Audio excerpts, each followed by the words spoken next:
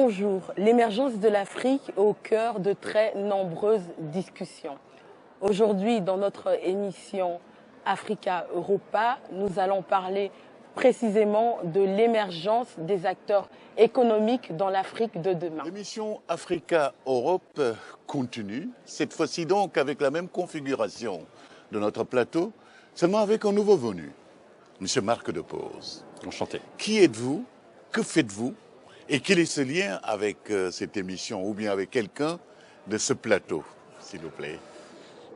Mon nom est Marc Depose, comme vous l'avez très aimablement dit. Je suis juriste de formation, économiste de formation, et j'ai le plaisir de travailler avec M. Joël Bulelli depuis un certain nombre d'années et de participer à l'ensemble de ses projets et au développement qu'il est en train de mettre en place.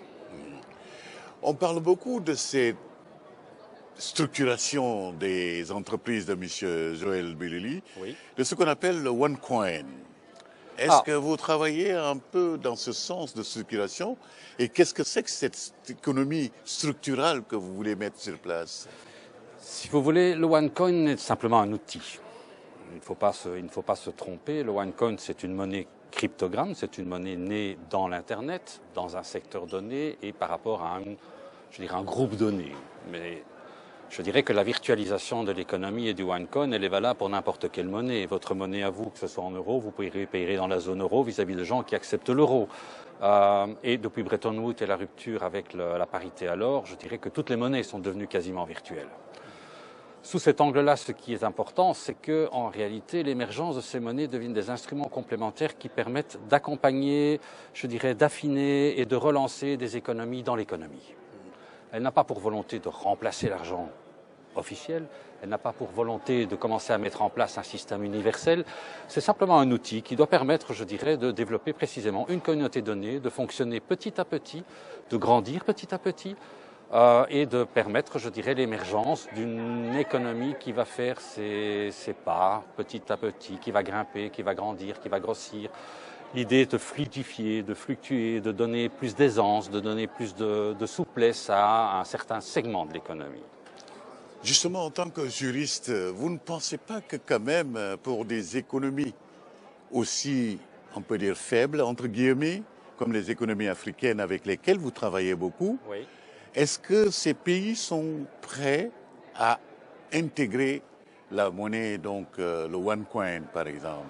Je le pense. Et précisément parce que ces pays ont effectivement des économies qui ont parfois difficile à faire leur place. Elles n'en restent pas moins, je dirais, partie prenante de l'économie mondiale.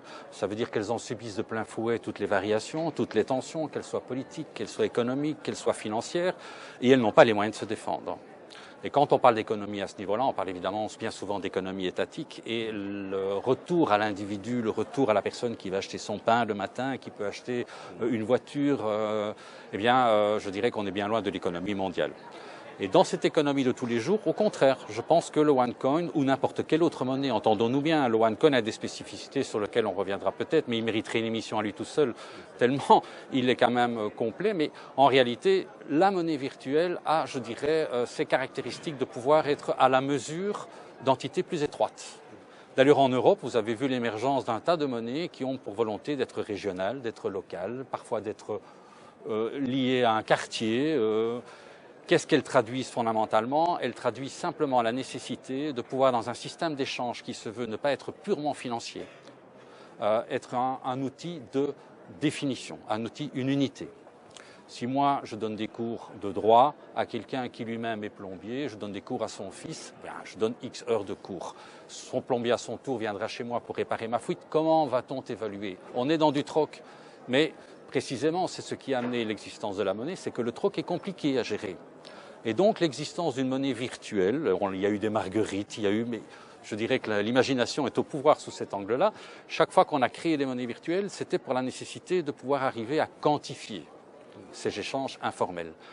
Et précisément dans des pays comme les pays africains, du moins dans certains d'entre eux, on est au troc, on est dans l'échange de services. Et la renaissance va passer d'abord par le renforcement de toute cette base économique locale. Et le OneCoin vient précisément apporter cet outil d'évaluation. C'est la raison pour laquelle vous travaillez, Joël, avec M. Marc Depose? Parce que de toutes vos entreprises que vous avez, est-ce qu'elles sont vraiment prêtes à intégrer ce système? Déjà, pour répondre, avec Marc Depose, c'est pas compliqué de travailler. Donc, on travaille ensemble depuis de nombreuses années. Donc, on a, j'ai envie de dire, développé une complicité. Donc, il n'y a pas de souci de ce point de vue-là. Mais ici, au niveau du projet du OneCount, c'est vrai que M. Marc Depose s'est attelé justement à rencontrer un peu plus la communauté OneCount, parce que nous avons pensé qu'à l'heure actuelle, cette communauté qui est composée d'à peu près 3 millions d'individus pourrait être intéressante pour soutenir l'économie au niveau du Congo. Et on donne la possibilité à cette communauté aujourd'hui de pouvoir, comment dire, cet argent qui est numérique, on leur permet d'acheter des maisons à l'heure actuelle au niveau du territoire congolais. Donc oui, je pense que cette économie a tout à fait, ce OneCount a tout à fait sa place au niveau du Congo, et l'une de mes entreprises, Leader Construct, justement soutient ce projet. Marie de Tilly, comment présenter, après avoir entendu donc le député, après avoir entendu Nicole, Joël et Marc Depose, comment vous pouvez structurer tout cela dans le cadre de votre travail de coaching ou bien de business etiquette?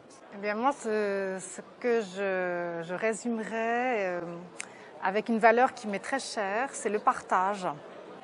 Et j'ai trouvé que justement quand Marc Depose parlait de ce troc, je trouve que ça crée un lien. Et c'est ça qui, à mon avis, est le plus important, c'est de créer du lien, créer et partager. Et je dirais que je pense que le nouveau luxe, c'est de savoir partager. Justement. Merci beaucoup, honorable, d'être venu donc nous rejoindre ici. Un dernier mot peut-être pour ce que vous avez entendu? J'ai entendu des choses très intéressantes, notamment votre exposé sur la monnaie virtuelle. Je crois qu'elle a l'avantage de permettre le développement des activités, même sur toile de fond de crise de liquidité. Elle rend l'économie informelle plus résistante à une crise due à la financiarisation de l'économie. Donc je crois qu'il y aura pas seulement des régimes uniques en matière monétaire, mais une monnaie officielle et une monnaie parallèle. Il faut les deux. Comme l'économie officielle est quand même séparée de l'économie informelle, je crois que ça va dans le droit sens. Et ça, c'est l'inventivité des Africains qui m'impressionne. Je crois que les Africains ont des moyens, ils ont des idées, et c'est à nous d'accompagner ce développement. Merci beaucoup. C'est sur ces notes d'optimisme du député Goerings que nous allons donc nous quitter aujourd'hui, en remerciant tout d'abord M. Joël Boulou, jeune entrepreneur donc qui a des dents longues et qui veut aller loin. En remerciant donc la comtesse Marie de Tilly, qui donc avec son concept de business étiquette est en train de faire ce qu'on appelle le link entre l'Afrique, l'Europe et puis des visions futures.